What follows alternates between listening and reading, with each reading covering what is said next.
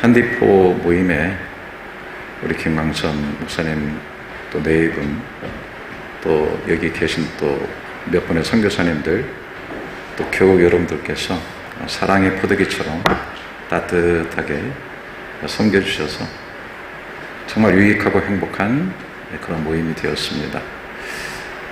부족하지만은 제가 대표해서 교회와 여러분들께 진심으로 감사를 드립니다. 소개받은 것처럼 1988년부터 37년 정도 한 교회를 목회해 오면서 수많은 얘기들이 있고 또 여러 가지 깨달은 말씀들이 있지만은 그래도 웬일인지 세월이 흐를수록 사도 바울이 고백한 그 고백이 절절히 제 가슴속에 와닿습니다. 고린도전서 2장 1절 2절에 보면, 형제들아 내가 너에게 나아가 하나님의 증거를 전할 때에 말과 지혜의 아름다운 것으로 아니하였나니 내가 너희 중에서 예수 그리스도와 그가 십자가에 못 박히신 것 외에는 아무것도 알지 아니하기로 작정하였습니다. 다 아시는, 또 안다고 생각하시는 그 십자가, 그것만 알고 그것만 전하겠다고 하는 것이죠. 왜 그랬어요?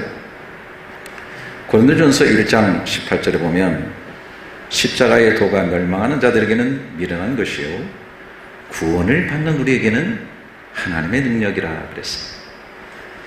이 우주상에서 인생이 구원 얻게 되어지는, 하나님이 살아계시다면 하나님이 가지신 최고의 능력은 바로 십자가다라고 하는 것이에요.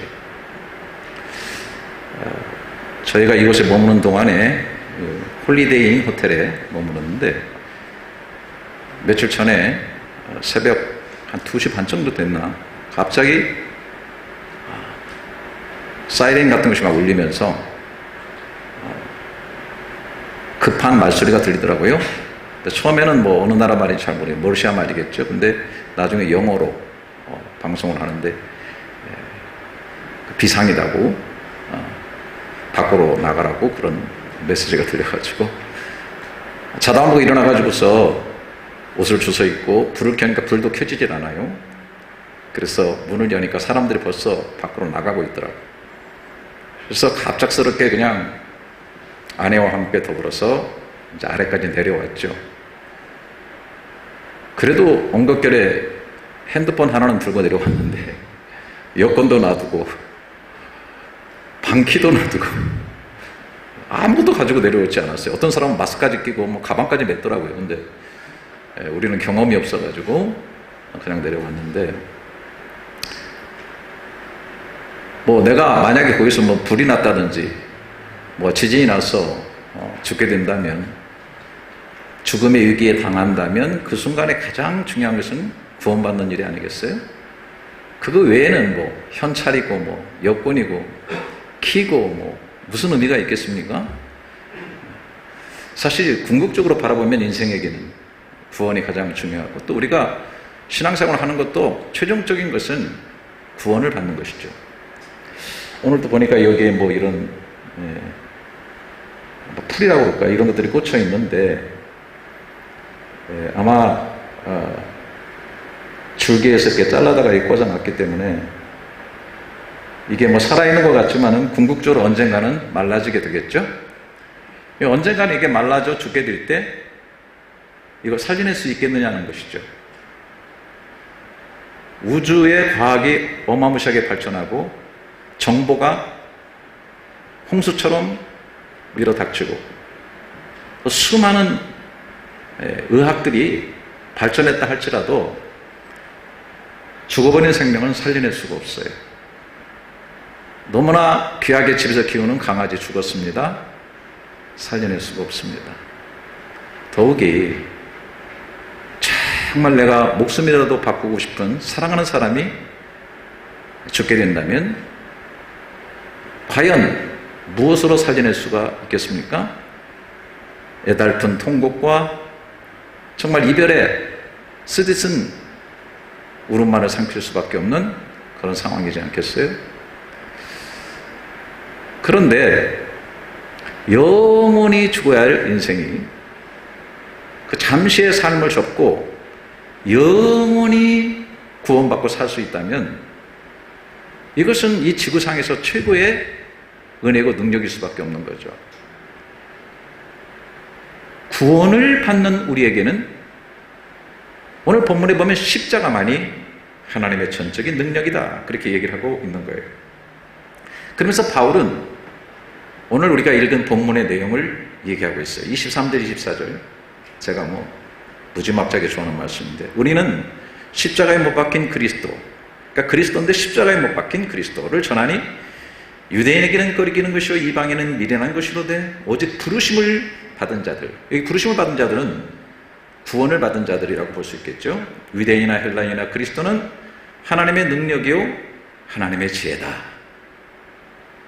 그러니까 십자가의 그리스도, 그분은 지구상에 계신 살아계신 하나님의 최고의 지혜고 최고의 능력이라고 하는 거예요. 이것을 얘기하면서 말로 표현하기 어려우니까 25절에 이렇게 강조하고 있습니다. 그 다음 구절에 보면 하나님의 어리석음이 사람보다 지혜롭고 하나님의 약하심이 사람보다 강하니라 그랬습니다. 여러분, 이것에 대해서는 아마 하나님이라는 분이 어떤 분인가를 한번 생각해 본다면 동의하실 거라고 생각해요. 신이 있다면 신의 가장 어리석은 것이 인간의 모든 총체적 지혜보다 더 지혜롭고, 정말 신이 살아있다고 한다면 신의 약한 것도 모든 인간의 강함보다 강할 거다. 그런데 정말 살아계신 하나님은 그런 분이라고 천명을 하고 있는 것입니다. 그런데 이런 하나님의 지혜, 이런 하나님의 능력의 최고의 충만함으로 나타나는 것이 바로 십자가라고 하는 것입니다.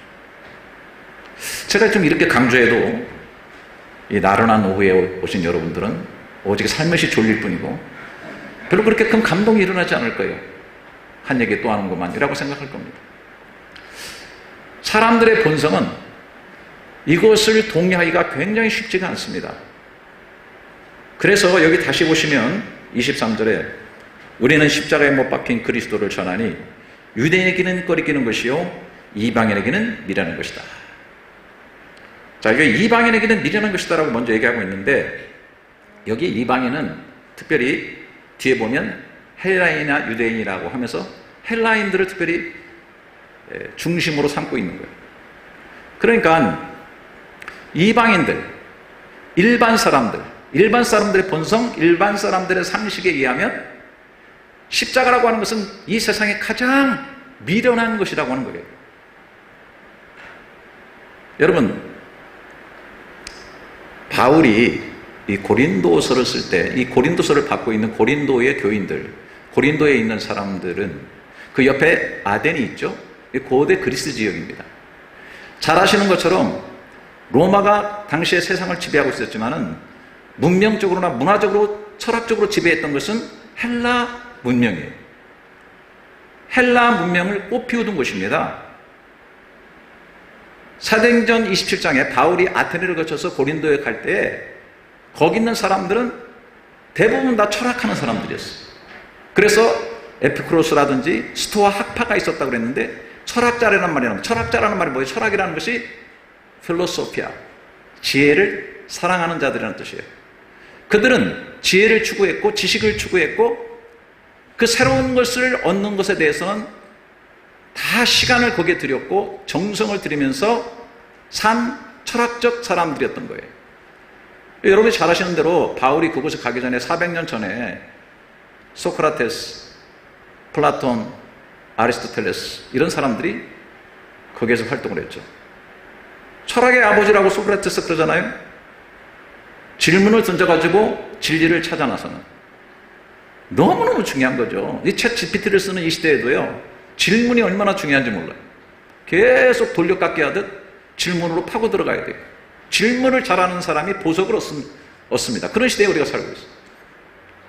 또 너 자신을 아니. 플라톤은 이데아의 세계, 보이지 않는 세계의 본질이 있다. 여러분 스마트폰을 쓰시지만은 스마트폰을 열어서 들어가게 되면 뉴스에 들어가고 그림에 들어가고 정보에 들어가고 동영상에 들어가고, 그리고 현실 세계가 맞는 겁니까? 그 세계가 맞는 거예요? 어떤 게 본질입니까? 그걸 업데이트할 수 있어요? 벌써 그 당시에 이데아를 추구했어요.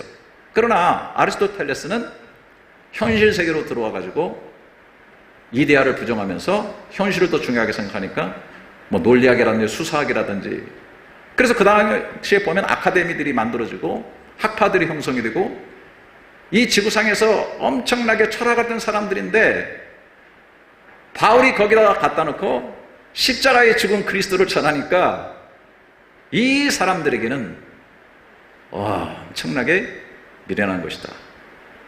상식적으로 철학적으로 사고해 보면 신이 존재한다면 신은 완전한 자여야 되는 것이고, 신은 최고의 능력을 가져야 되는 것이고, 그래서 여러분 그리스 신화, 당시에 그리스 신화가 있잖아요. 거기에 나오는 뭐 제우스, 아폴로 뭐 이런 신들이 다 뭐예요? 총론 능력을 가진 그런 자들이에요. 인간 비스름하긴 하지만은. 그런데 십자가에 죽은 예수?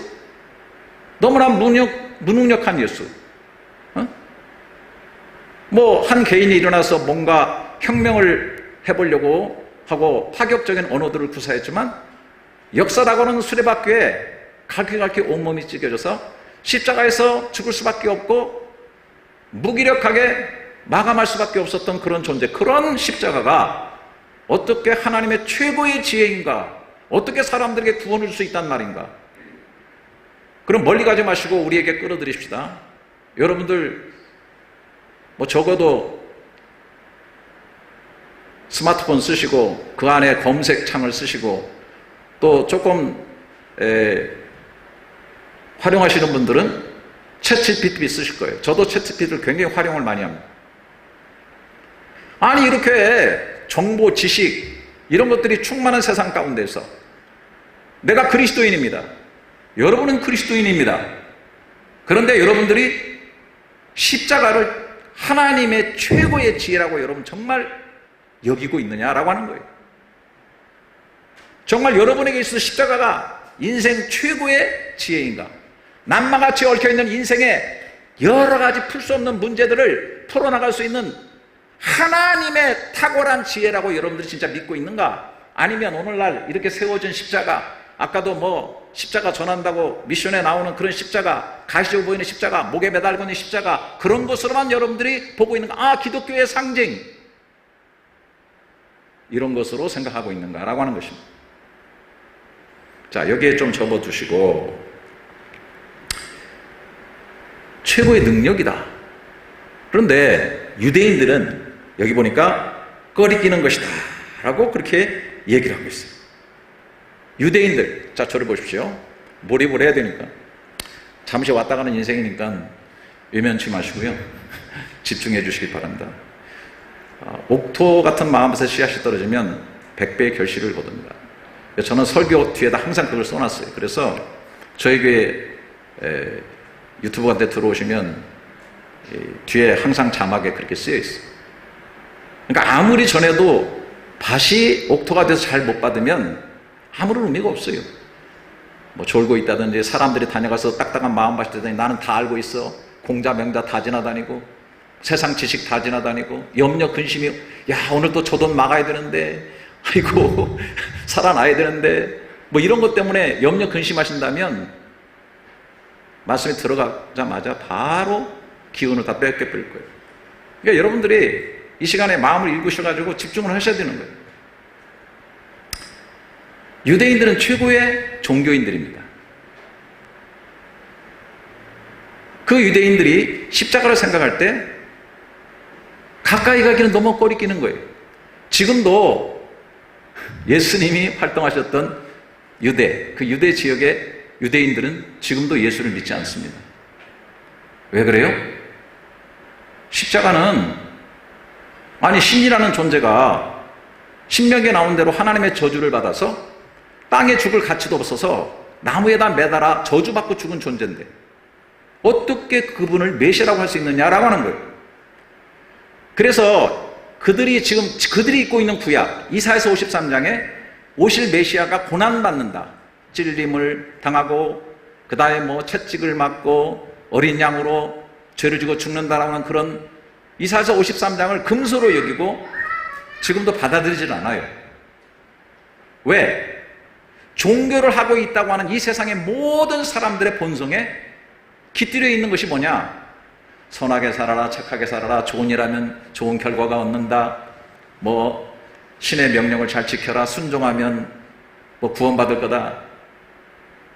다 그런 의식 속에 사로잡혀 있지. 어떻게 신이 고난을 받고 십자가라고 하는 것에 처절하게 죽을 수가 있느냐? 있을 수 없다라고 생각하는 거예요. 제가 제 종교가 있는 말레이시아에 있어요. 회교도 뭐 중국인 한 30%, 또 힌두교, 인도인 한 8%, 뭐 요즘 중동에서 어마무시한 난민들이 한 100만 정도 들어와 있고 미얀마, 로힝야 좀 많이 들어와 있는데 제 종교 속에서 살아가면서 모든 종교를 바라보는 제 시선은 전부 다 어디 매여 있느냐면 노력한다, 수도한다, 법을 지킨다, 선하게 산다, 착하게 산다, 자비를 베푼다, 그런 것에 매달려 있어요. 너무나 중요한 겁니다. 종교에서. 기독교도 그걸 외칩니다. 그러나 십자가가 왜 있어야 되느냐라고 하는 것을 우리는 깊이 알아야 됩니다. 저는 로마서 10장의 내용을 굉장히 좋아하는데 아마 뜰 겁니다. 로마서 10장 1절부터 3절은 제가 굉장히 좋아하는 말씀인데요. 형제들아, 내 마음에 원하는 바와 하나님께 구하는 바는 이스라엘을 위함이니 곧 그들로 구원을 받게 합니다. 여러분, 이스라엘 사람들이 엄청나게 종교인인데 구원 못 받는다는 얘기입니다. 바울도 유대인이었어요. 그런데 그들이 구원받는 것이 소원이에요. 자, 내가 증언하노니 그랬어요. 내가 증언한다는 말, 나도 그 안에 있었다. 그들이 하나님께 열심히 있으나, 여러분 오늘 이 오후에도 열심히 나오신 여러분들을 참 축복합니다. 얼마나 귀하십니까, 이 오후에. 그런데 이 세상의 모든 종교 속에 수많은 사람들이, 제가 있는 회교도권에 보면 금요일날 되면 이건 될 것도 아닙니다. 모든 사람들이 하얀 거 뒤집어 쓰고 모스크로 수천 수만 명씩 모입니다.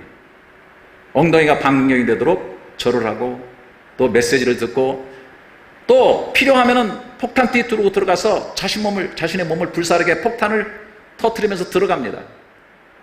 힌두교도들 디파발리에 자기 축제하는 거 보면 갈고리 같은 것도 자기 살을 꿰어가지고 마차를 끕니다.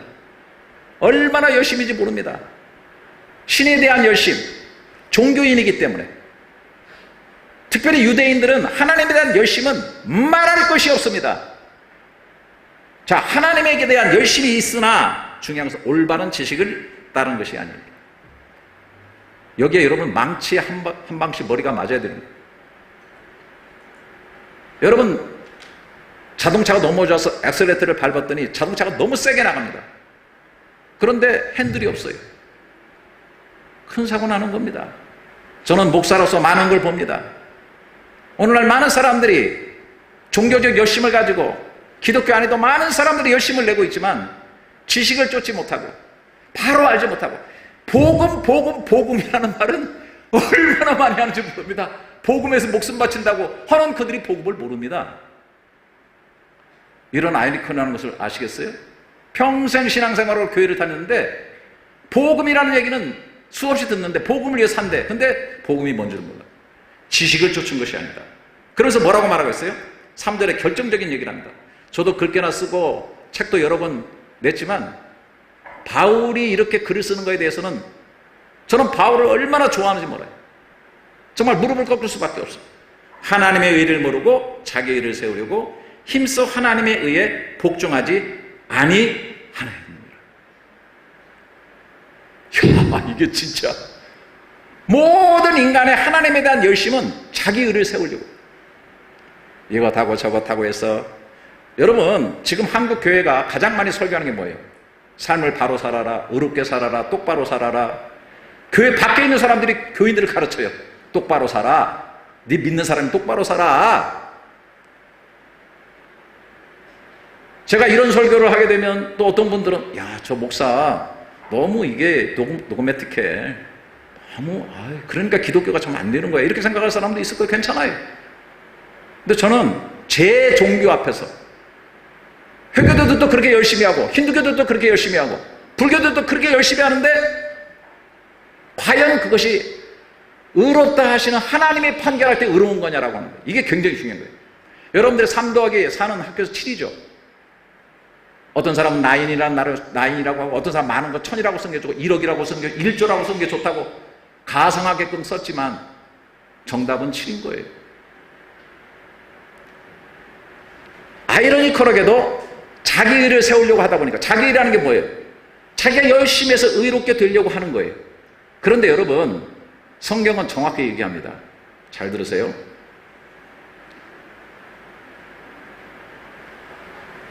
죄를 지어서 죄인이 아니에요.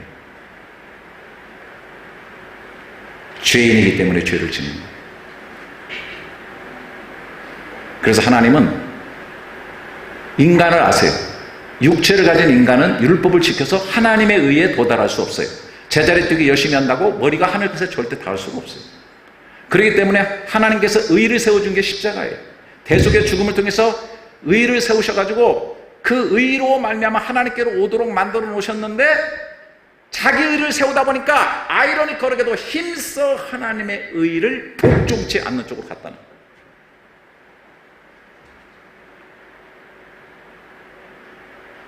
이 세상의 깊은 종교를 저도 종교학을 많이 연구를 했습니다만은 기가 막힌 메시지. 그래서 여러분 베드로가요 마태복음 16장에서 가이사라 빌립보 MT를 통해서 오럴 테스트를 합니다. 마지막에 세상 사람들이 나를 누구라 하더냐? 질문이 굉장히 중요하죠. 예수님 질문을 너무 멋있게 하세요. 우리가 질문하고 싶은 걸 다 질문하십니다. 그렇기 때문에 엘리야입니다. 어쩌그러니까 그러면 너희는 나를 누구라 하느냐?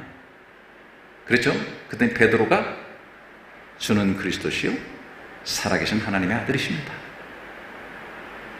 그러면 같은 인간이라면 야, 너 무슨 그런 얘기를 하니? 아이, 내가 무슨 하나님? 에이, 얘는 진짜 우리 광신도 집단도 아니고. 여기는 웃질 않는구나. 근데 예수님께서 야, 이 정도로 얘기했어. 너 네 정신이 온 거 아니다? 하나님 아버지가 너한테 가르쳐준 네가 한 거야. 그리고 너의 이 고백 위에 교회를 세울 거야, 내 교회를. 그래서 이 교회가 이렇게 존재하고 있는 거예요. 그런데 그 이후에 바로 예수님께서 자기가 예루살렘에 올라가서 고난을 당하고 십자가에 죽을 것이라는 것을 말씀하셨어요. 그랬더니 베드로가 주여 그리 마옵소서.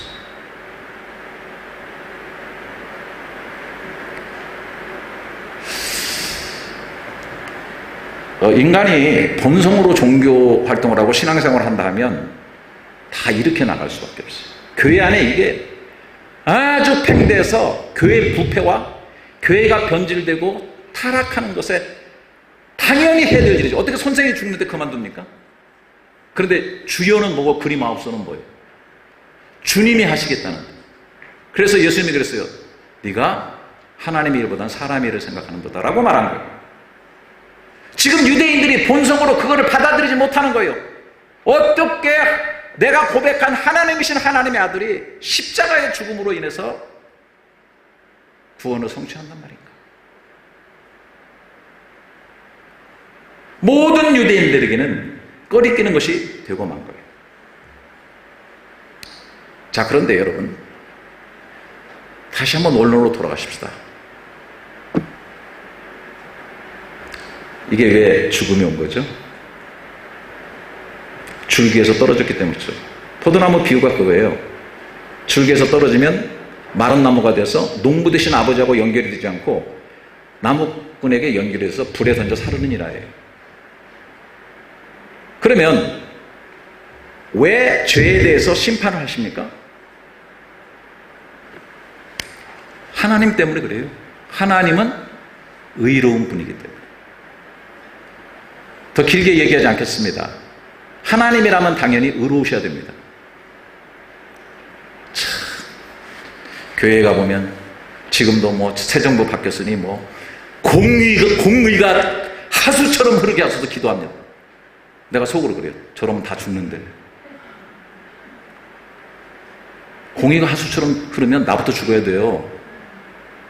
나 의롭지 못하고 죄인이거든. 하나님 심판하셔야 되거든요. 하나님의 공의가 살아있는 건 중요합니다. 그래서 하나님이 공의롭다는 사실을 성경에서 여러 사건을 통해서 잔인하다고 말할 정도로 보여주십니다. 하지만 잊지 말아야 될 것은 하나님은 또한 사랑이십니다. 그래서 살리는 거예요. 이 두 가지가 어떻게 공존될 수 있느냐에 하나님의 지혜가 나타나는 거고, 그 지혜가 나타나는 게 바로 십자가라고 하는 사실입니다. 자, 하나님의 지혜가 어느 정도 나타났느냐. 예배소서 1장, 제가 또 무지막지하게 좋아하는, 이제 여러분들 볼 날이 없을 테니까 듣든지 말든지 뭐 은혜 받았다든지 말나 상관 하나도 없어요. 그냥 나는 내가 너무나 중요하다는 것을 쏟아놓고 가지 않으면 안 된다는 거예요. 4절부터 8절에 또 어떤 분은 읽으면서 그래, 이런 성경이 있었나? 성경을 안 읽고 본문 하나 읽어놓고 디리다 다른 얘기만 계속 설교해야 되니까 다 모르는 거예요. 4절, 그 창세전에. 잘 들으세요. 창세전입니다. 이 세상의 모든 것 만들어지기 전에 그리스도 안에서 우리를 택하시고, 이 말은 뭐냐면 그리스도를 택했다. 그리고 우리를 택했다는 거예요. 여러분, 이것이 믿어지신다면 대단한 건데 대부분 믿어지실지 어려울 거야. 이거 선택이라는 거는요 너무 어려운 거예요. 성경에서 얘기는 하고 있지만, 그런데 여러분이 신앙생활을 하면 할수록 선택의 깊이를 깨닫게, 나는 그 선택의 깊이를 깨닫고 춤을 추게 됐어요. 창세전에. 그러면 뭐예요? 세상을 만들고 선악과를 만들어 놔요.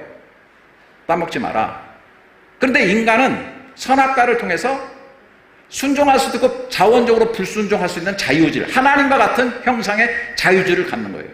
제가 볼 때는 언젠가 하나님이 그 자유의지를 가지고 선악과를 따먹을 줄 알으셨던 것 같아요. 그러니까 이미 그걸 만들기 전에 우주를 만드신 하나님의 놀라운 지혜로 인간을 구원하실 계획을 창세전에 세우십니다. 이게 하나님의 지혜인 거예요. 창세전에 그리스도 안에서 우리를, 여러분 저를 택했대. 여러분 저 거기서 만났죠? 전혀 모를 거예요. 그 기쁘신 뜻대로 우리를 예정했다. 예수 그리스도로 말미암아 자기 아들들이 되게 하셨다. 거저 주신 바 그 은혜의 영광을 찬송하겠다. 자, 7절에 우리는 그리스도 안에서 그의 은혜의 풍성함을 따라 그의 피로 말미암아 속량과 죄사함을 받았다. 십자가를 통해서. 그러면서 뭐라고 했어요? 8절. 여기 나오니까요. 크게 한번 읽어보도록 하겠습니다. 시작. 이는 그가 모든 지혜와 총명을 우리에게 넘치게 했습니다. 하나님의 모든 지혜와 총명을 우리에게 넘치게 했다. 우주를 만드시고 인간을 창조하신 너무나 놀라운 그 지혜의 풍성함, 그 오묘함. 그래서 과학자들이, 지금도 학자들이, 지금도 의사들이 인체를 보고 우주를 보고 깜짝 놀라며 하나님을 발견하는 것처럼 그 지혜의 하나님이 우리를 구원하기 위해서 그리스도를 이미 준비하셨다. 이게 하나님의 측량할 수 없는 지혜라고 하는 거예요. 십자가의 지혜가 나타나 있다는 거예요. 자, 죄는 인간이 지었습니다. 인간이 죽어야 됩니다. 그런데 그 인간을 대신해서 죽어서 그걸 구원할 수 있다면 인간이 죽어야 됩니다.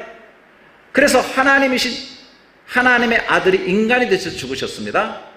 그렇게 계획되어 있습니다. 인간이 되셔서 인간으로 죽으셨습니다. 그런데 죄 없는 사람이 죽어야 죄 있는 사람을 대신해서 대속할 수 있습니다. 대속. 죄 없는 사람을 찾으니 천하에 죄 없는 사람은 한 사람도 없습니다. 그러니 하나님이신 하나님, 죄 없으신 인간 대신 그분이 죽어주심으로 인간의 죄를 속합니다. 그래서 하나님의 정의를 세웁니다. 아들이 죽어서. 그런데 한 사람이 죽어서 모든 사람의 죄를 영원히 once for all, 이거 하려고 하면 어떻게 돼요? 그만큼 퀄리티 있는 사람이 되어야 됩니다. 그분이 바로 하나님이신 하나님의 아들 예수 그리스도라야 되는 것입니다. 할렐루야. 그러니까 예수 그리스도는 반신반인이 아니에요. 완벽한 하나님이고 완벽한 인간인 거예요. 절묘한 하나님의 지혜, 하나님의 공의도 살아나고 하나님의 사랑도 살아나는 절묘한 이게 하늘의 천상의 지혜가 나타난 거예요. 왜? 그 지혜가 우리를 사랑하고 우리를 구원하시기 위해서 나타납니다. 이 깊이를 여러분들이 깨달으셔야 돼요. 자, 십자가의 능력? 능력이 뭡니까? 여러분, 예수님의 능력이 가장 큰 게 뭐예요? 아까 얘기했죠? 왜 유대인들이 꺼립니까? 유대인들이 메시아가 오면은 구약에 나타나 있어요. 눈먼 자를 보게 하고, 혀 벙어리를 말하게 하고, 안진뱅이를 일으키고, 무리를 걷고, 오병이요. 그러니까 기적 보면서, 그러나 그들이 계속해서 구했던 건 뭐예요? 기적! 또 다른 기적, 표적! 계속 유대인들은 구했습니다. 나중에 예수님이 질려가지고 요나의 표적밖에는 보여줄 게 없다라고 말했어요. 여러분, 예수님의 가장 큰 능력이 어디 나타났어요? 십자가에서 나타났어요. 십자가에서 안 내려오신 능력입니다. 12군단의 천사를 풀어서 로마인으로 싹 쓸어버릴 수 있는 그분이 십자가에서 안 내려오신 거예요. 내려오고 싶은 자기를 절제하시고, 아들을 구원하실 하늘 아버지께서 아들을 죽음에 버려서 인간의 죄를 짓고 저주받아서 영원히 죽게 하심으로 인간을 대속했기 때문에 구원할 수 있는 하늘 아버지는 뒷짐을 지고 서 계셨던 거예요. 겟세마네 동산, 갈보리 언덕, 계곡마다 하나님을 아버지라고 부르지도 못하고 엘리 엘리 라마 사박다니, 나의 하나님 나의 하나님 어찌하여 나를 버리셨나이까. 처절한 울부짖음을, 하나님이 버리신 게 인류 최고의 저주인 것입니다. 그 저주를 예수님이 받은 거예요. 저는 목회하면서 뭐 좋은 대학 들어갔다, 돈 많이 벌었다, 권위가 어쩌고 저쩌다.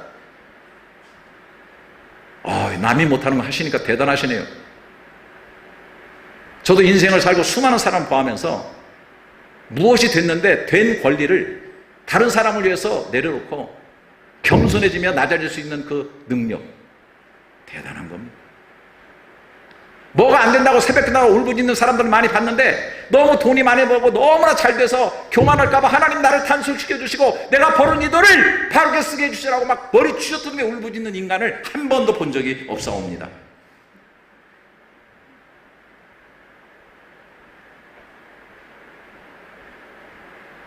한번 크게 한번 따라서 보죠. 십자가로 이기셨느니라. 골로새서 2장에 나올 거예요. 한번 띄워줘 보시면, 예수님이요 다른 것으로 이긴 게 아니에요. 율법과 모든 흑암과 권세를 십자가로 이기셨대요. 낮아짐으로 높음을 이기고, 사랑으로 미움을 이기고, 선으로 악을 이기고. 아멘 안 하시죠? 여기 이 동네는 아멘 안 하네.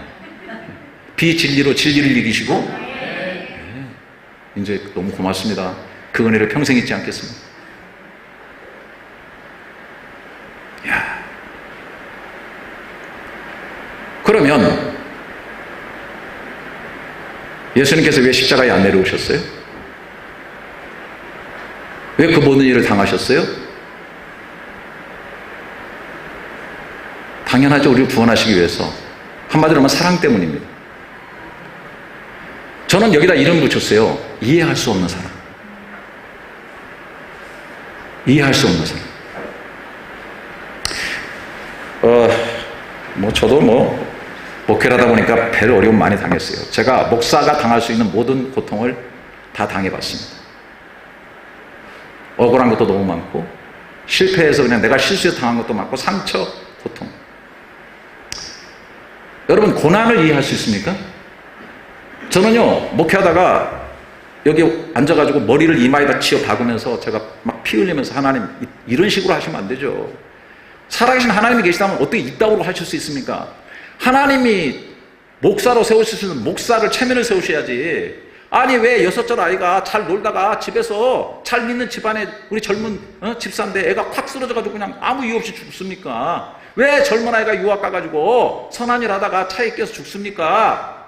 왜 이딴 일이 일어섭니까? 너무나 활발하고 나한테 엄청난 서포트가 되고 웃음을 줬던 젊은 집사가 갑자기 백혈병이 걸려서 병원에 들어갔더니 갑자기 죽었습니다. 하나님 이러시면 안 되죠. 하나님, 내가 하지도 않는 일을 왜 내가 이런 소문을 들어야 됩니까? 나는 왜 이런 일을 당해야 되죠? 왜 나는 벗어나는 터널이 되지 못하고 땅굴 속에 처박히처럼 깊은 늪 속에서 이렇게 좌절하며 어둠 속에서 존재적 허물을 느끼면서 끝없는 좌절을 느끼면서 끝없는 구렁텅이 속에서 헤어나올 수 없는 인생의 무거운 짐과 굴레 속에서 나는 왜 이렇게 좌절해야 됩니까? 라고 울부짖을 때가 있어요. 그런데 제가 진정으로 말씀드립니다.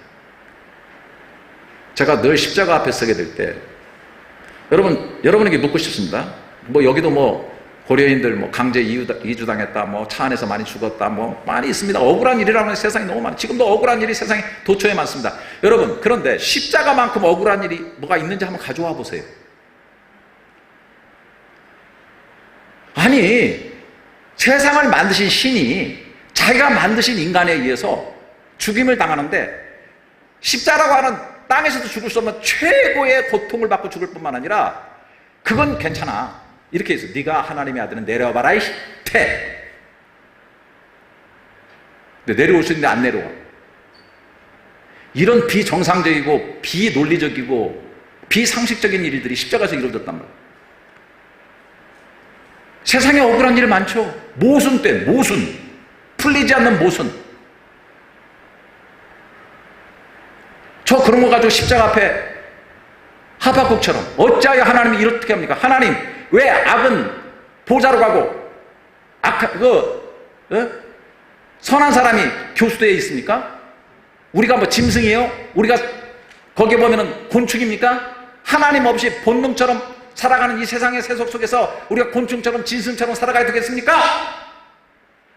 어찌하여라고 막 삿대질하며 달라드는 그런 내용들이 세상에 너무 많아요. 그런데 의식 없는 사람은 그냥 살지. 근데 하박국은 그거 가지고 하나님의 대들다가 망대 끝에 올라갔어. 파수대에. 저도 목회하면서 살지만은 의식 있는 그리스도인들이 파수대에 올라온 인간들이 별로 없어요. 인간의 깊은 어떤 존재론적인 문제와 모순과 이런 것들을 가지고 파수대에 올라가서 하나님 앞에 맞짱 뜰 수 있는 사람이 없다니까. 귀만 간지럽게 하고 다 처박혀가지고 말이죠. 그런데 여러분 십자가 앞에 서보세요. 나는 서봤어요. 놀라운 일이 벌어져요. 십자가가요, 내 억울함을 블랙홀처럼 빨아가요. 쫙쫙 빨아요. 왜? 십자가만큼 억울한 게 없어. 근데 이것을 돌리면 이해할 수 없는 사랑이야. 나를 향해. 나는 인생에서 이해할 수 없는 고난을 당했어요. 이해할 수 없는 아픔을 당했어요.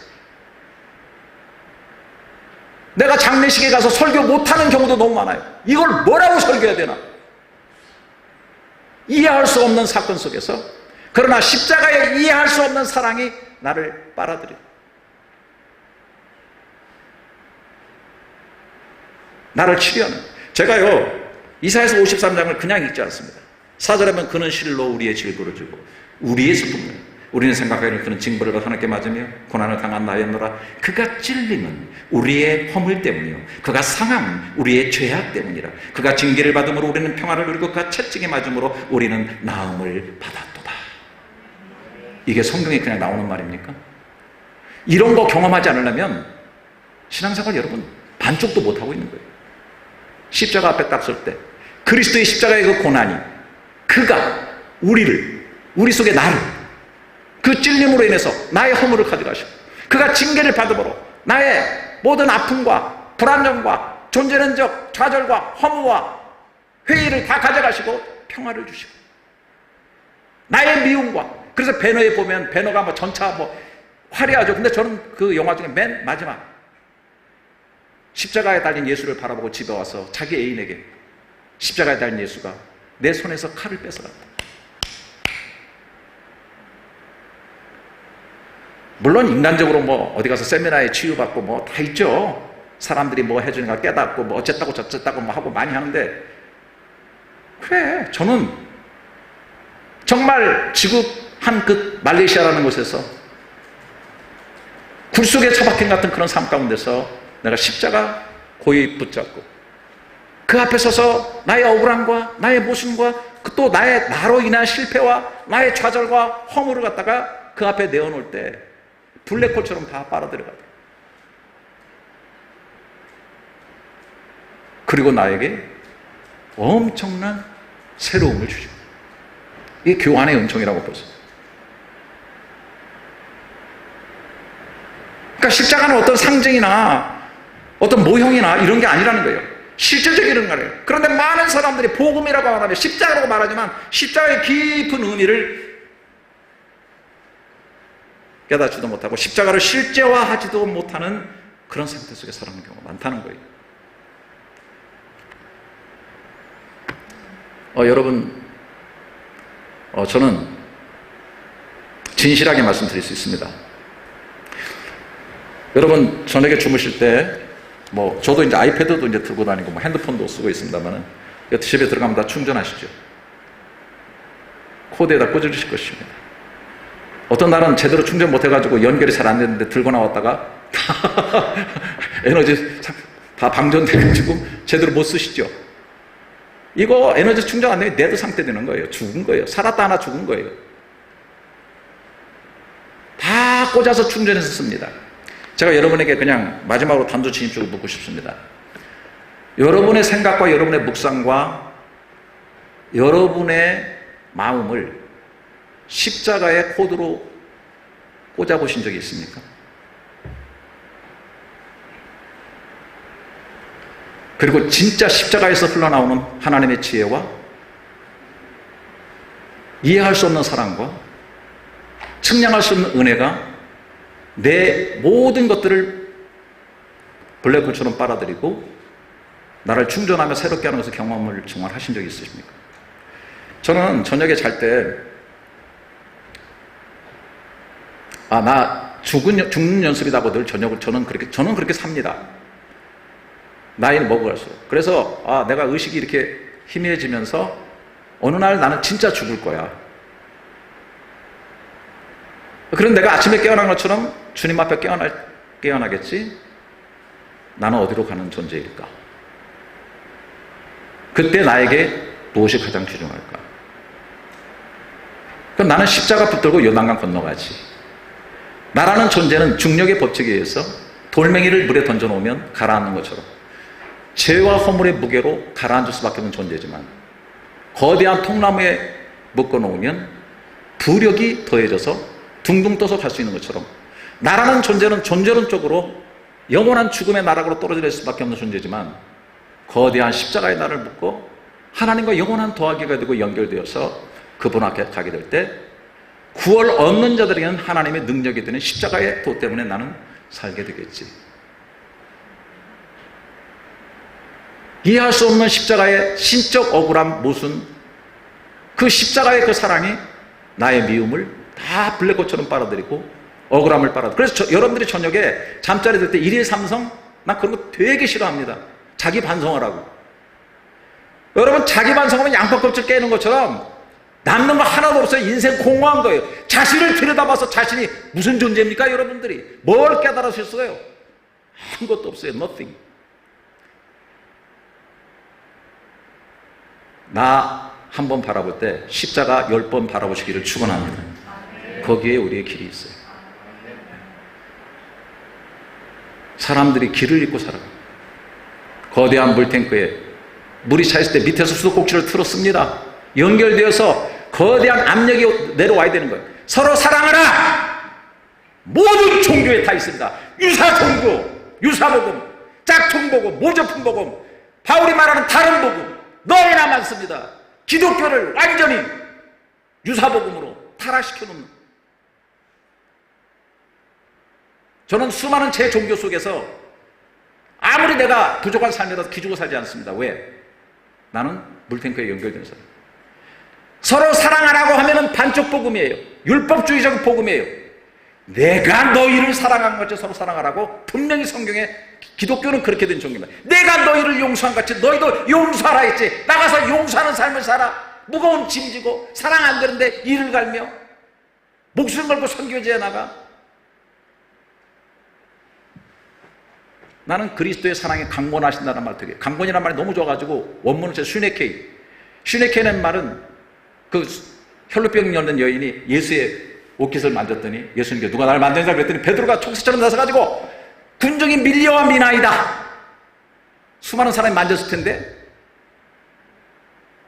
밀려와 미나 내가 휴메케 신앙생활을 합니다. 봉사를 합니다. 사역을 합니다. 제가 이 37년 동안 이렇게 살아서 생생하게 사역을 합니다. 당연히 내 힘 아니죠. 휴메케 사랑의 강도 밀려와 미나이다. 여러분들의 생각의 코드, 로그인, 플러그인 꼭 하십시오. 기회가 있을 때마다 십자가 앞에 앉아서 묵상의 코드를 꽂고 생각의 코드를 꽂고 결단의 코드를 꽂고 진정한 십자가의 지혜와 능력과 사랑이 내 속에 흘러들어오는 그런 삶이 있기를 주님의 이름으로 축원합니다.